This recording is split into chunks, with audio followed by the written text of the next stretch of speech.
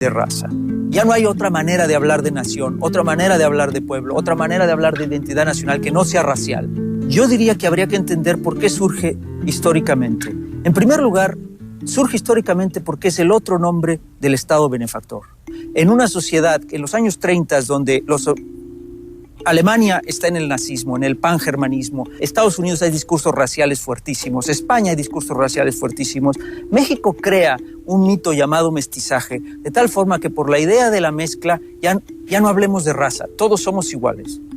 Una falsedad total, una mentira racial, pero en el momento, pues no es tan mala mentira. En ese momento, porque era el otro nombre de un Estado benefactor. Y si por mestizo es el IMSS, si por mestizo es la UNAM, si por mestizo es el acceso a ciertas prebendas de un Estado grande, benefactor, corrupto, corporativista, dada la historia de la formación de México, dado el contexto de lo que es una identidad y una nación en el momento, creo que tenía una respuesta. Tiene muchos problemas en ese momento también. Mestizaje significaba también eliminar al indio. Mestizaje significaba también desindianizar. También significó no negros, negar la raíz negra de México. También significó no chinos, no judíos. Todo eso significó el mestizaje. Sin embargo, en su momento fue tan exitoso que las Américas se hicieron mestizas. Creo, como el profesor Aguilar, que ya no funciona.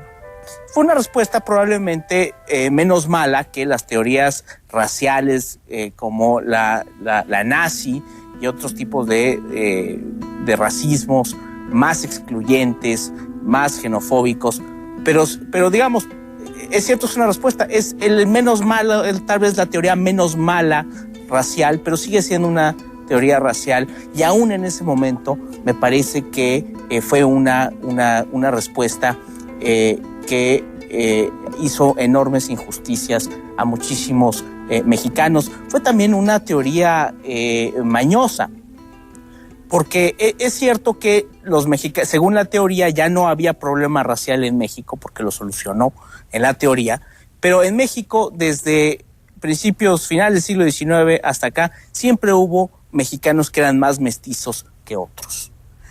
Y había un estándar en el cual aquellos mestizos que eran más caucásicos ocupaban un lugar más alto en la jerarquía racial del país.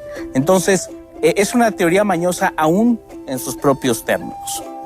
Pensemos, por ejemplo, en ver los mestizajes entre los grupos étnicos mexicanos. Es decir, cuando se habla de mestizaje estamos hablando de españoles, indígenas, pero no, por ejemplo, entre mijes y zapotecos.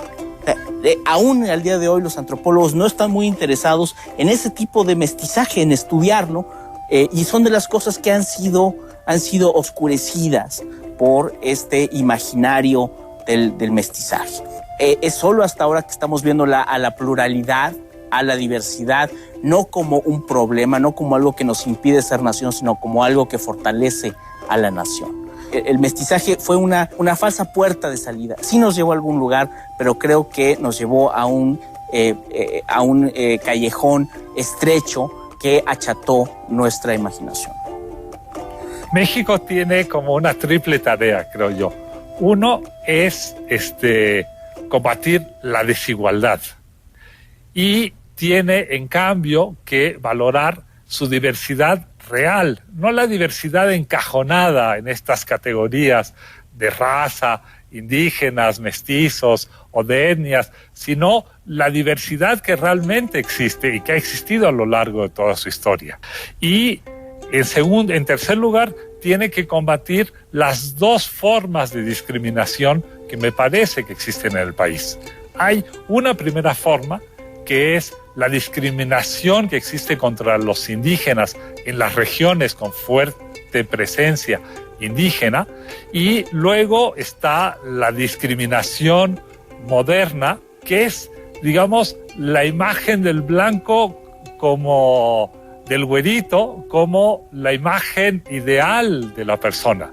Entonces, la televisión, las revistas le ofrecen un ideal de apariencia, de belleza a los mexicanos que no pueden alcanzar ni remotamente porque no corresponde a su ser diverso, ¿sí?